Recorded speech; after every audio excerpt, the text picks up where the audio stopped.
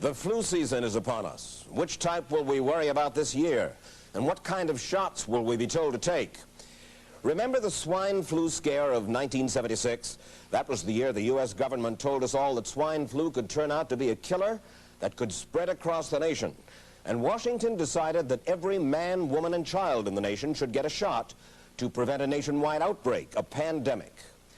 Well, 46 million of us obediently took the shot. And now 4,000 Americans are claiming damages from Uncle Sam amounting to $3.5 billion because of what happened when they took that shot. By far the greatest number of the claims, 2/3 of them, are for neurological damage or even death, allegedly triggered by the flu shot. We pick up the story back in 1976 when the threat posed by the swine flu virus seemed very real indeed.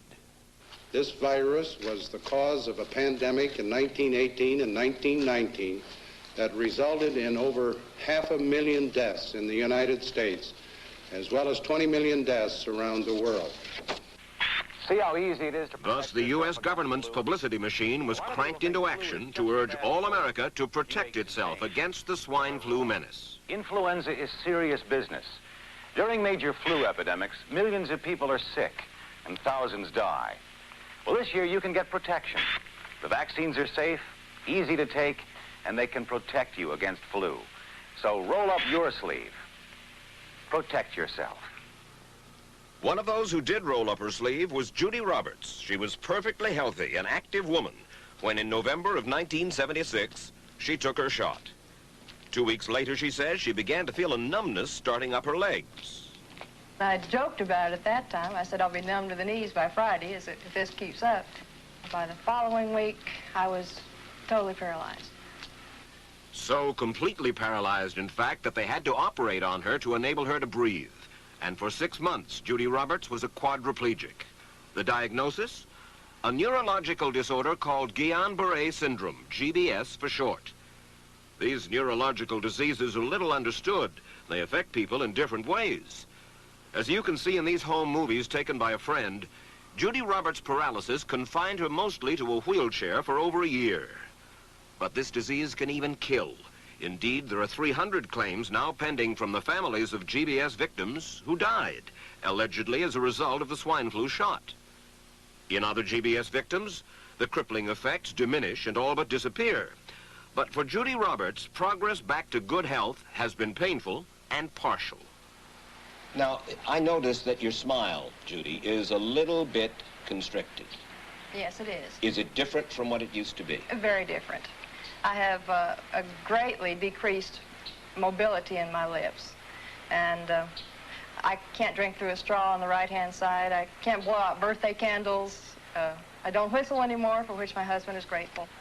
It may be a little difficult for you to answer this question, but have you recovered as much as you are going to recover? Yes, this is it. So you will now have a legacy of braces on your legs for the rest of your life? Yes, the weakness in my hands will stay and the leg braces will stay. So Judy Roberts and her husband have filed a claim against the U.S. government. They're asking $12 million, though they don't expect to get nearly that much. Judy, why did you take the flu shot? I'd never taken any other flu shots, but I felt like this was going to be a major epidemic. And the only way to prevent a major epidemic of a really deadly variety of flu was for everybody to be immunized. Where did this so-called deadly variety of flu, where did it first hit back in 1976? It began right here at Fort Dix in New Jersey in January of that year when a number of recruits began to complain of respiratory ailments, something like the common cold. An Army doctor here sent samples of their throat cultures to the New Jersey Public Health Lab to find out just what kind of bug was going around here. One of those samples was from a Private David Lewis who had left his sickbed to go on a forced march. Private Lewis had collapsed on that march, and his sergeant had revived him by mouth-to-mouth resuscitation. But the sergeant showed no signs of illness. A few days later, Private Lewis died. If this disease is so potentially fatal that it's going to kill a young, healthy man, a middle-aged school teacher doesn't have a prayer.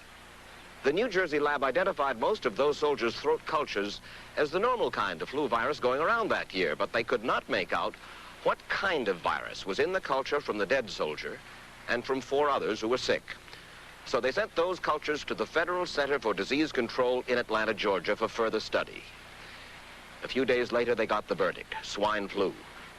But that much publicized outbreak of swine flu at Fort Dix involved only Private Lewis, who died, and those 4 other soldiers who recovered completely without the swine flu shot. If I had known at that time that the boy had been in a sick bed, got up, went out on a forced march, and then collapsed and died, I would never have taken the shot. The rationale for our recommendation was not on the basis of the death of a single individual, but it was on the basis that when we do see a change in the characteristics of the influenza virus, it is a massive public health problem in this country. Dr. David Senser, then head of the CDC, the Center for Disease Control in Atlanta, is now in private industry. He devised the swine flu program, and he pushed it. You began to give flu shots to the American people in October of '76. October 1st. By that time, how many cases of swine flu around the world had been reported? There had been several reported, but none confirmed. There had been cases in Australia that were reported by the press, by the news media. There were cases in... None confirmed. Did you ever uncover any other outbreaks of swine flu anywhere in the world? No. Now, nearly everyone was to receive the shot in a public health facility where a doctor might not be present.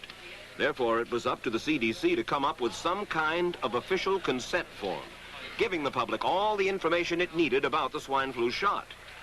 This form stated that the swine flu vaccine had been tested. What it didn't say was that after those tests were completed, the scientists developed another vaccine, and that was the one given to most of the 46 million who took the shot.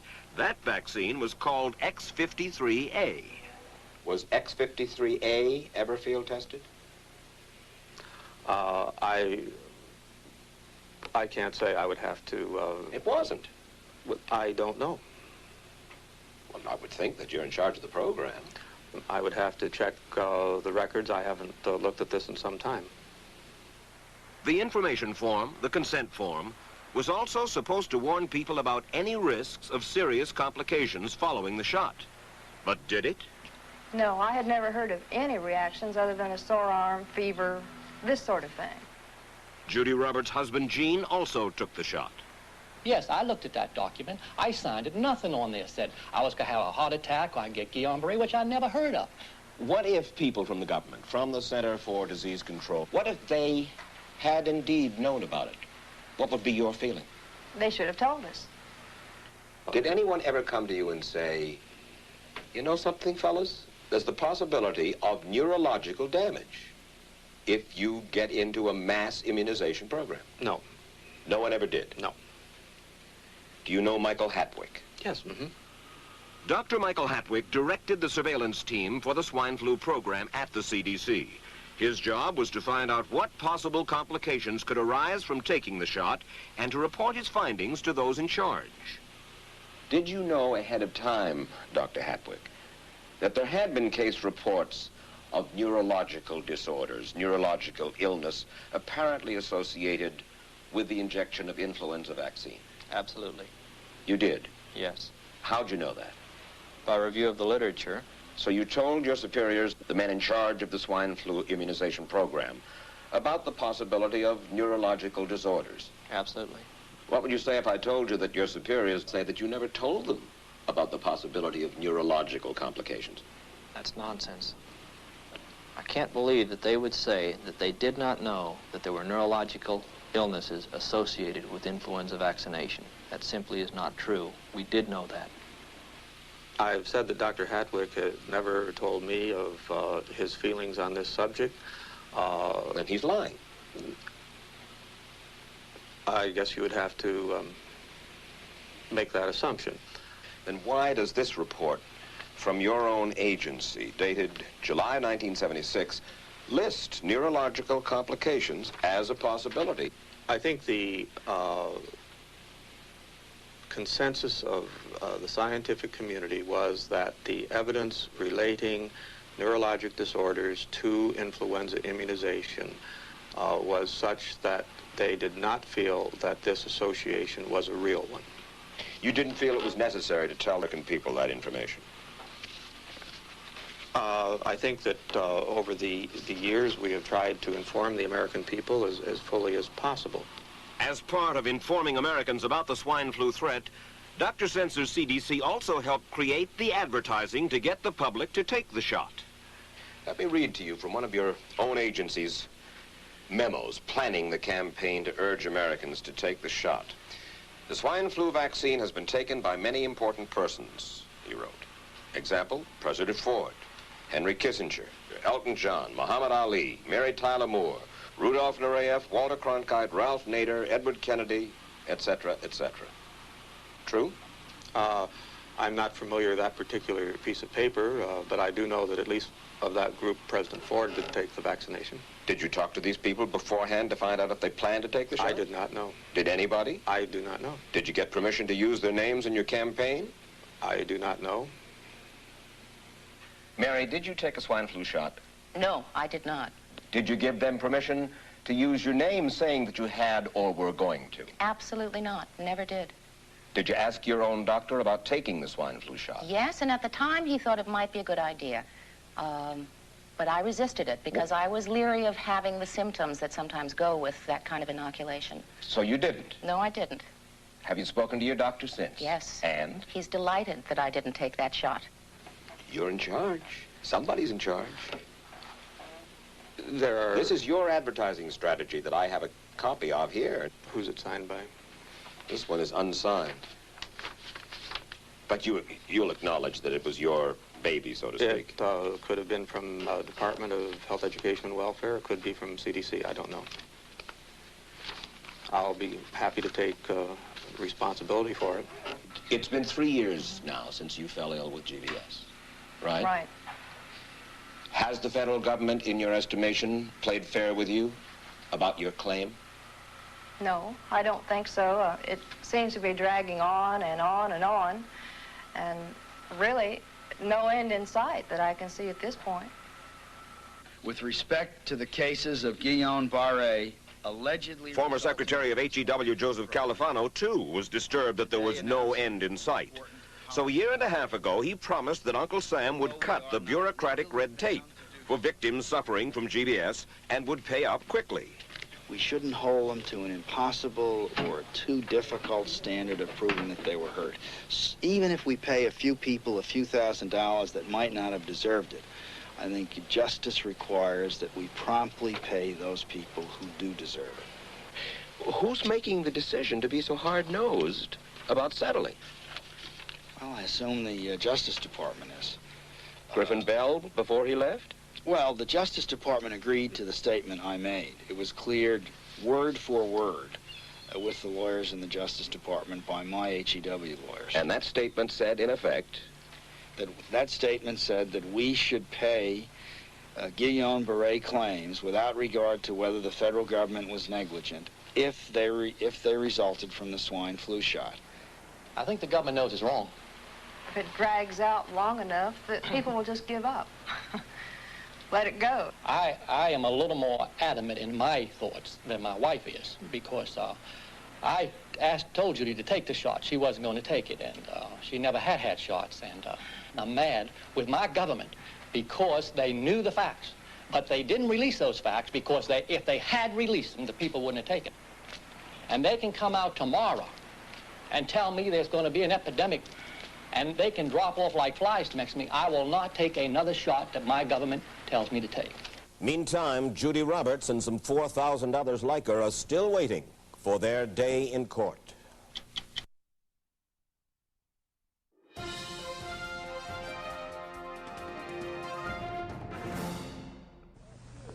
I don't need another flu shot. I had a flu shot last year. A swine flu epidemic may be coming. Swine flu shot? Well, I don't know. I've been thinking about it. It could make you very sick. Swine flu? Man, I'm too fast today to catch me. You'll want to be protected. I'm the healthiest 55-year-old you ever seen. Hey, I play golf every weekend. Get a shot of protection. The swine flu shot. Joe brought it home from the office. He gave it to Betty and one of his kids. and to Betty's mother. But Betty's mother went back to California the next day. On her way to the airport, she gave it to a cab driver, a ticket agent, and one of the charming stewardesses. At school, Joe's kid gave it to some other kids, and Mrs. Merrill got it and gave it to her husband. In California, Betty's mother gave it to her best friend, Dottie. But Dottie had a heart condition and she died. But before she died, Dottie gave it to her girlfriend, the mailman, the paper boy, and the vet when she went to pick up her chihuahua. If a swine flu epidemic comes, this is how it could spread. You'll want to be protected, especially if you're elderly or chronically ill. Get a shot of protection, the swine flu shot.